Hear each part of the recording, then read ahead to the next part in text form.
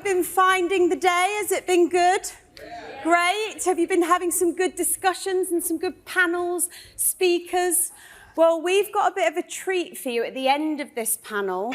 When you're thinking about all the questions that are coming out, I've specifically asked for the last 5 minutes for 2 of you to be able to ask a question to our lovely panel. So if you would like to think about what question that might be as we're going through the panel, we will try and get a microphone round, but otherwise just speak very loudly and we'll listen to your question. So whoever's got a burning question at the end, put your hand up and we'll ask the panel. So thank you for joining today. My name is Lindsay Boyd and I am the founder of a platform called unheard, which is a purpose-led platform that connects businesses all around the world to trade on impact. I've been building famous brands and people brands for the last 30+ years, and I transferred all my knowledge into the enterprise space 11 years ago and started understanding how to create inclusive cultures for the people brands of the organizations and the people that founded the organization. So when I got asked to speak today and be able to moderate this panel, I was delighted to be able to sit on the panel with these 3 very well-informed people. So the first person that I'm going to introduce you to is Stuart. And Stuart Nicol is the Director of Professional Staffing for Experis, and he has 15 years' experience helping organisations to build out their IT capabilities. Stuart is passionate about ensuring UK businesses have access to the IT skills they need to grow and thrive in today's fast-changing landscape. Now, he's supported over thousands of business people and been able to support 350 companies find talent. The next one is Casey, and Casey, you've flown in from Canada.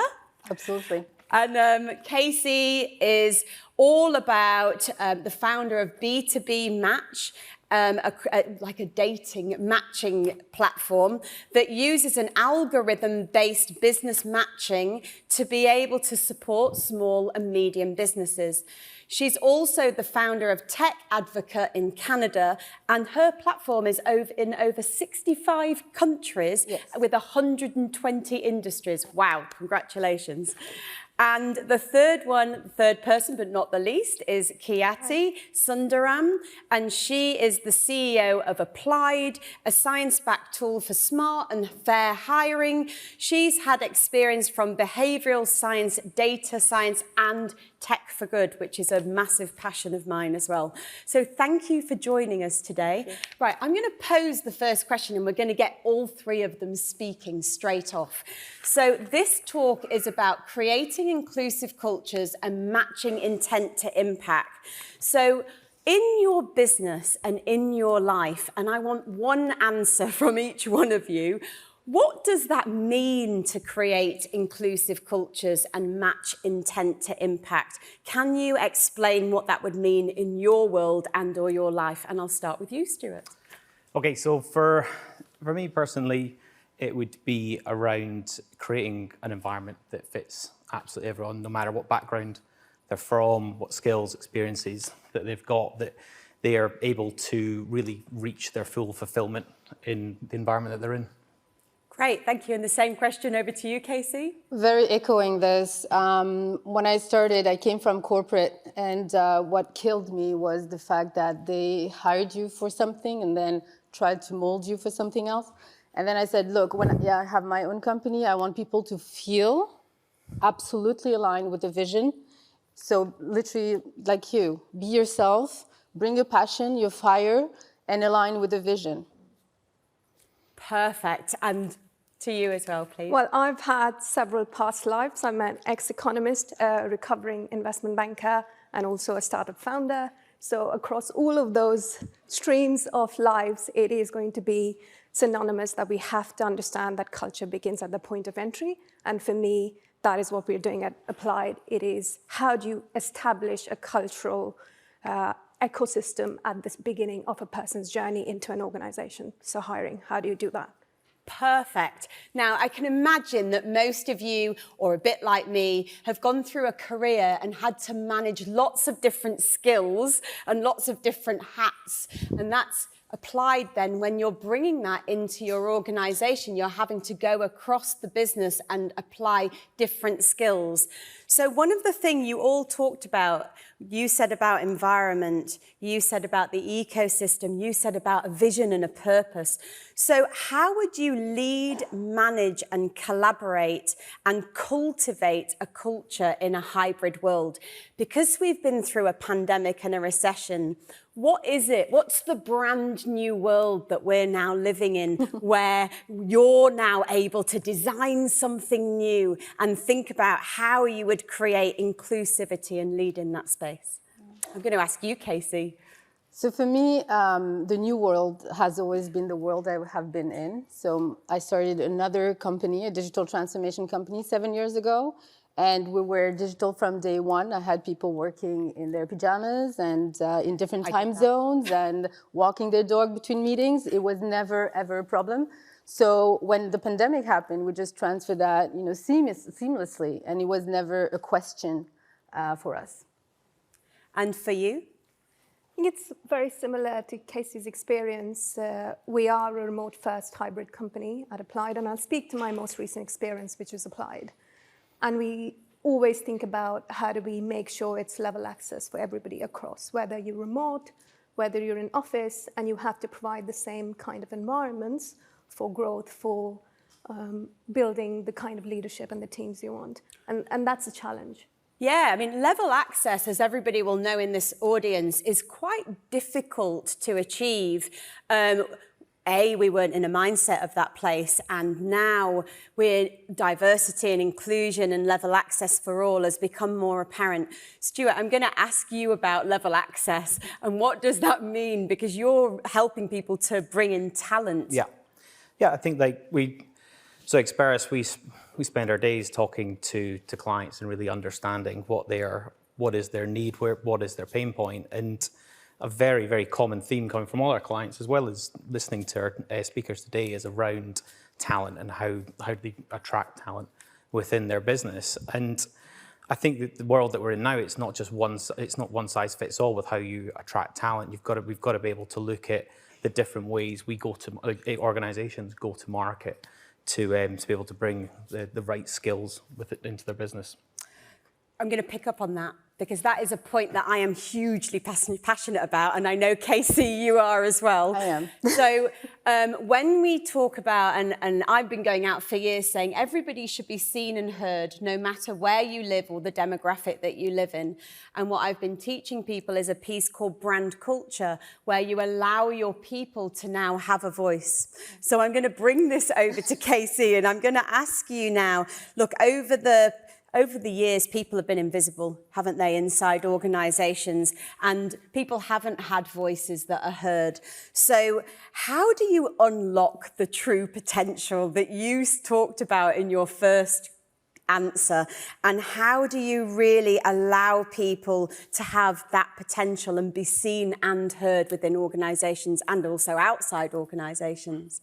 Thank you. And it's a passion of mine, because we often talk about invisible people and unheard people, but those people are usually the visible minorities. It's very funny that we are actually invisible mostly. So I think it's very contextual. And what you have to, and to me, I always go back to leadership. I always go back to, you cannot solve a corporate problem. You cannot solve with a corporate equipment and mechanism something that has to do with a humanity problem. Diversity and inclusion is largely about humanity. And what we're trying to do now is check boxes and HR policies and hiring managers, trying to fit all this together. But those, mostly they're trying to fix a problem that isn't going to work. Diversity programs are failing everywhere. So I think it has to go back to, we're humans, and try to solve it from a human perspective. That's interesting because we're at Tech Week. And so, you know, some people might say in the room that at Tech Week, you need to solve the problem with technology. And I'm going to hand this over to you now to talk about that, Kiati, because I know we had a discussion about the CV and what does that mean for people in organizations and hiring people. And I know you come more from data and data for good and science background. Could you give the other perspective of what that actually means now? Yes, definitely. So one of the things that's very core to me and close to me is how do we look at human-centric technology, human-centric data? And that's what we use at Applied. Looking at it tactically, what we know is the last 40 years or 50 years of academic research tells us everything we know about hiring. How we have been doing hiring for the last 100 to 400 years is completely rubbish. It has been invalidated by science. Hear that? It has been invalidated. Rubbish, everyone, for the last 400 years. I'm sorry, that's the academic, that is the academic truth, but it is also the truth from Applied. We have been in business for over 4 years. We have around 300 customers all across the globe, and we've helped 500,000 people get access to jobs that they wouldn't have. And it's from that research that I can also say it's corroborated. Everything that we know about hiring from a piece of paper that is a CV doesn't work because it is not predictive. Yeah. It doesn't tell you whether this person will actually do the job well, because that's a decision that is left to 6 months later. Does this person pass the probation? The person who's responsible for getting them to pass the probation is not the person who got them hired in the first place. There is misaligned incentives. There is no ROI. So I am going to hand this to Casey and to Stuart, and we're going to get this debate going, because for me, this is a very interesting debate about, is the CV dead? Is it over? Have we been using a method for years that just doesn't work anymore? I mean, I, for one, have been going out and saying to people that you can't recruit just off a piece of paper with a CV anymore. It's the old school way of doing things. So, Casey, what do you think? And then I'm going to bring it in with Stuart. So I was going to jump in on what Kiati said. At B2B, what we do is we also use data. So I'm here talking about humanity, but we use a lot of data to actually bridge the gap with humanity. And that has allowed us to not only optimize what we do very quickly, but also bring in programs that are meaningful for targeted population that are usually invisible, like women businesses, Black-owned businesses, indigenous businesses, disability-owned owners with businesses, and so on and so forth, and therefore be more targeted and intentional about what we try to do, and also matching businesses that are meaningful together. My perspective, and I'm going to hand this over to Stuart to answer, but my perspective is that you need to lead with the human response of the person and drive the back of the technology. So it's nature with the fusion of tech, or human with the fusion of tech, rather than just leading with technology alone. But what would you say in this space, Stuart? Because you're in the space of recruitment. I love that you said that, because that's exactly where I sit. And I might sit like I'm sitting on the fence, which I'm not. But I don't have any fences in here. No, definitely not. But I do believe that technology and data has a very, very big place in what we do. So does people. But from a data point of view, we need to look at, if we're using assessments, what's the algorithms and when were they written and what was their population they wrote those or based the results on, because I do think sometimes they can fall into being biased. From the people side, we've got to understand the people, our talent pools, both inside and outside our organizations as well. I think it's interesting that the CV part, and I think that's a big debate. I thought you might. Yeah, and it's really it's quite close to my heart, particularly around diversity. Is someone that I would say is a gift of dyslexia. I wouldn't apply for certain roles if I had to write a covering sheet, and I know that cuts out quite a big population of people. And I think organizations need to be able to flex. I don't think it's a one-size-fits-all to fit a full demographic and bring in that diversity into the business. So I've been going out, thank you, that was brilliant, by the way. I've been going out and saying to people for many years now that you need to build brand power You need to build the brand power of the person, and you no longer want to look at just the CV of the skill, but you actually want to look at everything that sits around that person. And interestingly, we talk about diversity and inclusion. You talk about dyslexia. You know, I'm a bit old to be tested for dyslexia, but I think I did have it. And, you know, so like you, you know, going in for a job and so forth has always been a daunting place if you need to write out that CV. But let's go into the space of diversity and inclusion, because as we all know, it's been a massive topic, hasn't it? You know, everybody's now talking about diversity and inclusion, all different areas of diversity and inclusion. And Casey, I'm going to bring it over to you first. What's your perspective on diversity and inclusion, creating cultures in organizations, you know, whether that's recruiting or whether that's, you know, looking at the data and the science? What's your perspective on it for your platform and your matchmaking side of things? So what I see largely about diversity programs, and coming from a very advanced culture in Canada where we're very aware, it's largely bullshit. So it's just mostly... Sorry. You heard it from Casey on this stage. If we want to quote that, anyone putting social media, Twitter, if you want to put that on Twitter, you can with pleasure. Thank you. Why? Because it's become another checkbox. It has become someone else's job description, but it's not really tied to KPIs. It's not really tied to purpose, and definitely not impact. Yeah. And when you talk about diversity and inclusion, it's about impact. And we talk about algorithm. I have a proprietary algorithm. We invented it. But algorithms don't write themselves. They're written by people. And if you have biases, blind spots, what happens? You're going to translate that into your algorithm. And this is why at B2B Match, we have and I'm so proud of my team, and I have to shout it out to them, because they are the most diverse team: gender, ethnic, linguistic, neurodiversity, hobbies, and so on and so forth. And they're in so many countries. And the great part about this is we really close the gap on blind spot. Because of the culture, we always have someone in the room questioning what we're doing. And this is why we're able to completely always optimize what we do. And I think this is the kind of culture corporate needs to really look at. It's interesting because I know for large organizations, corporates and so forth, they struggle more with allowing people to have a voice because of, you know, they've got more red tape than, you know, smaller organizations, scale-ups and so forth. And they have to tick a box around diversity and so forth. But what do you think around that, Kiati? Because I know you've got a strong view and opinion around this topic and how that applies in your own world as well. Well, yes, it is a very personal topic. Being an intersectional woman, of course, it comes with that.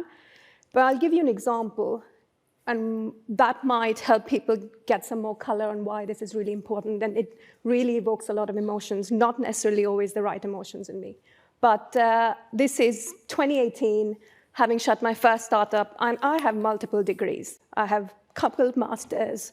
I have multiple degrees. I've done a startup. I've done investment banking. I've been an economist with some of the best names in London. And I have worked in London for over 10 years. So it wouldn't come as a surprise if someone tells you, I've handed my CV to people and I'm not getting jobs. And this was 8 months of sending my CV out, getting people to write my CV, paying people to write my cover letter, doing everything possible. I did not get callbacks. And the narrative then starts fueling that you are not good enough. And that's absolutely, completely crap. Yeah. That is not the right narrative. But that's what you hear from the market. That's what you hear from recruiters. And you start going down into a funnel. And when you do research, which I did, of course, being an economist, I went back to research to understand what is true and what does academia say. You realize that I did not have a singular problem. This is an endemic problem across most Western countries. And I am going to say it here, we are all biased. In all of our ways, whether racially motivated or not, we are absolutely all biased. And that comes through when you apply using CVs. So in the UK, did you know you need to send out 5 times as many CVs if you have a non-Anglo-Saxon name? That is my name. That is Casey's name. Wow. 5 times as Wow. many CVs to get the same callback for interviews. And I must have said 800 job applications in 8 months. And I got 2 interviews. What would you do differently, Stuart? Each one of you, I want to know, what would you do differently to change? Ask a question. Yeah, of course. Did you get feedback on anything? No, it goes into a black hole. No feedback either. No feedback. That is not the norm. No feedback. No feedback, hence the narrative perpetuates that you are not good enough. But I will apply this with grants or funding. Oh, yeah. I'm I'll second that. bootstrapping because I've had really heart-wrenching conversation with VCs. They ask me questions they will never, ever, ever ask, first of all, a man, but a white man. And then when I fight back, they go into personal attacks.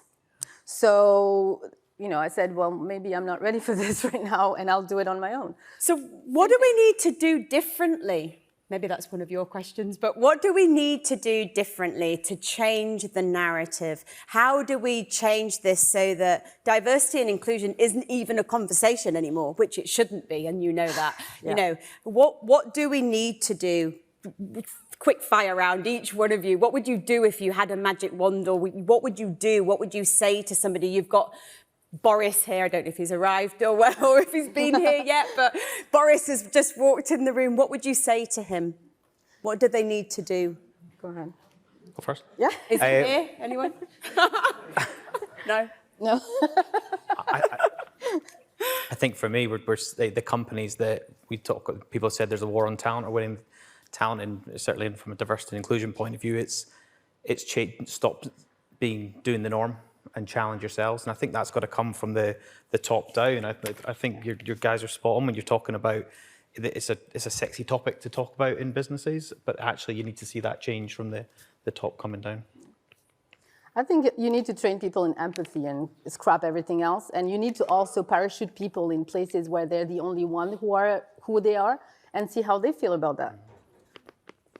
So I have 2 things I would say. One, just stop wasting your money on unconscious bias training.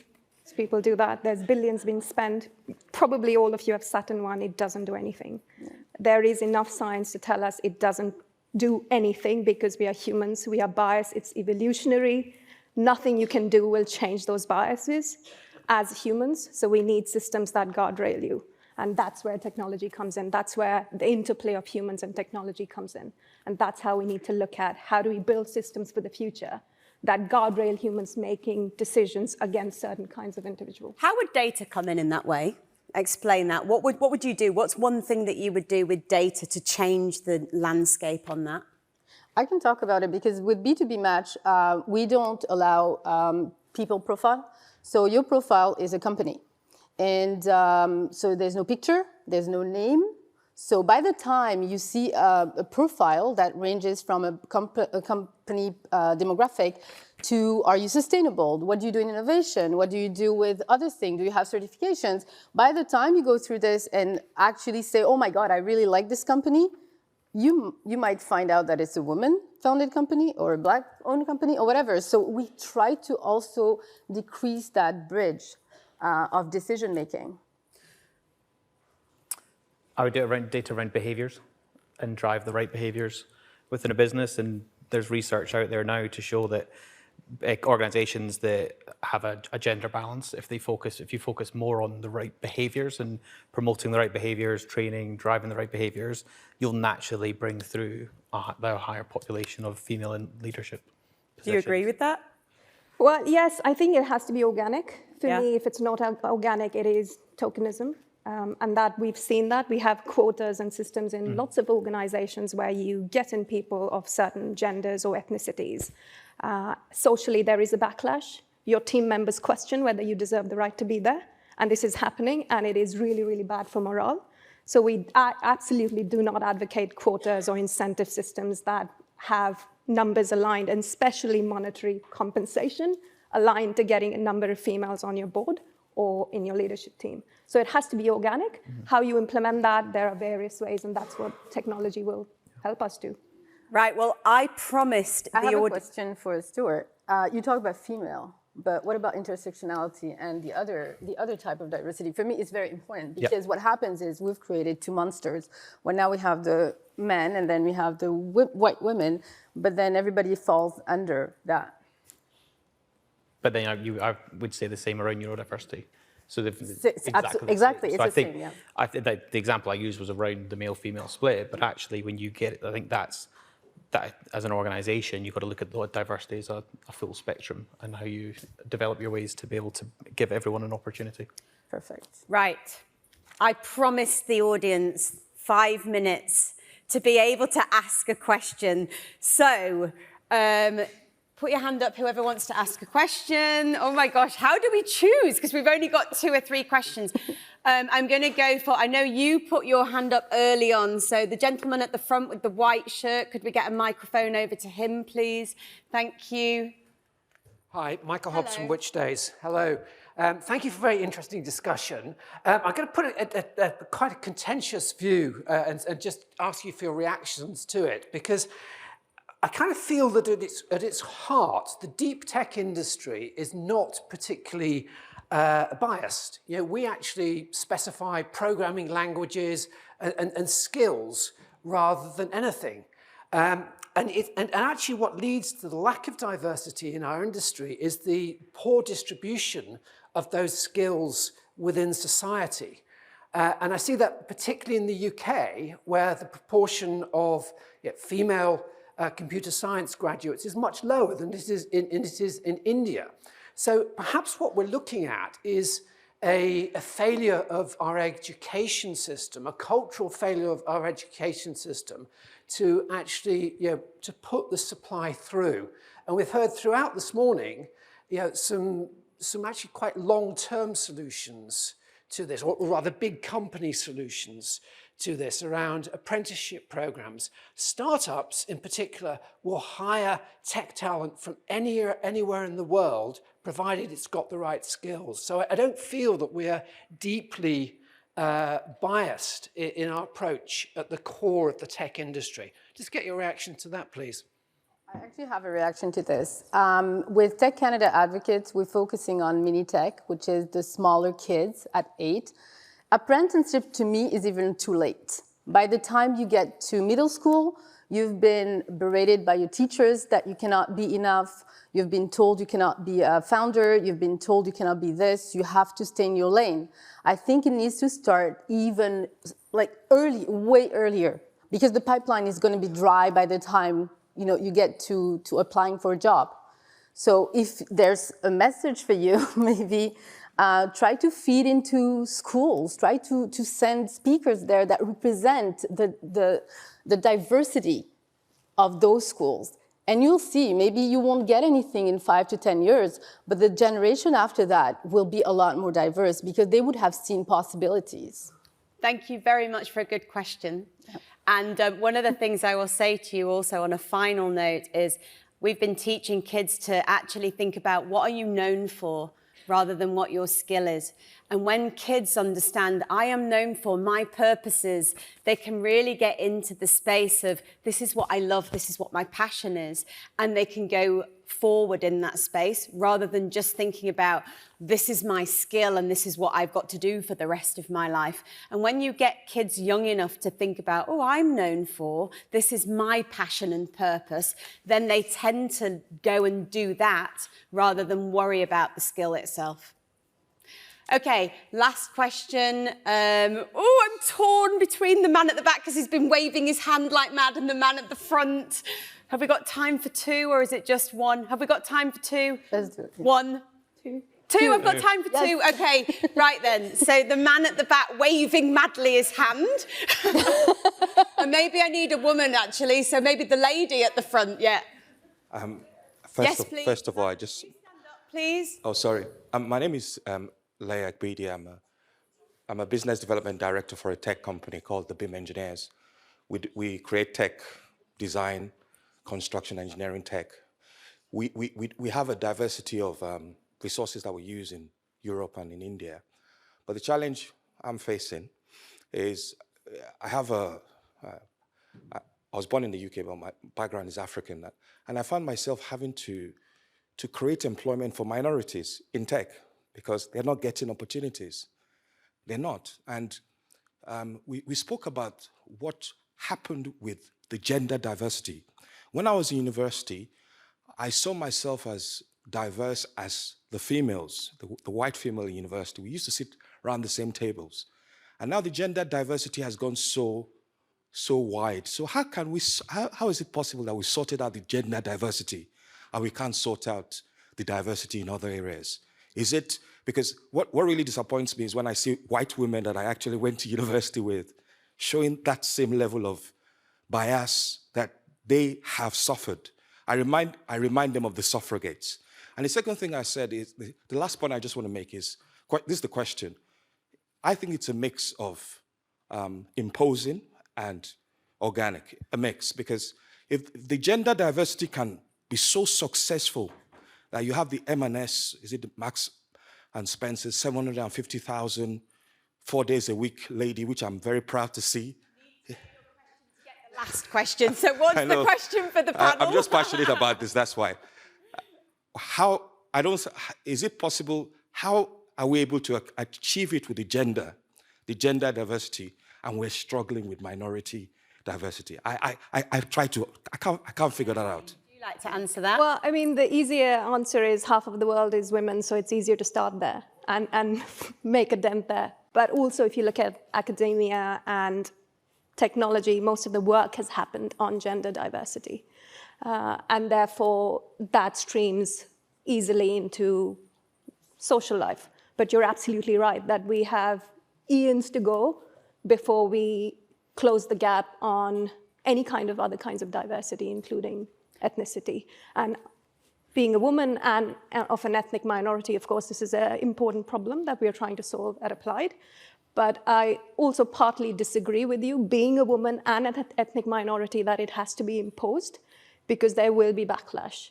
And I have never found a man or a non-ethnic minority saying that it has to be imposed, because it's always us who suffer, it's always us who get squeezed, and by us I mean ethnic minorities and women. Yeah. And that's why I want you to be a bit aware of what the other gender and what the ethnic minorities might feel, because there is that intersectionality that comes into play. But I'll leave it there. Thank you. It's a very big topic. Thank you for your good question. The last question, if you can just give me the exact question, because I know we're running out of time, but I do want to give a third question in. Sure. I do absolutely agree when we say that we need to have an organic growth for diversity.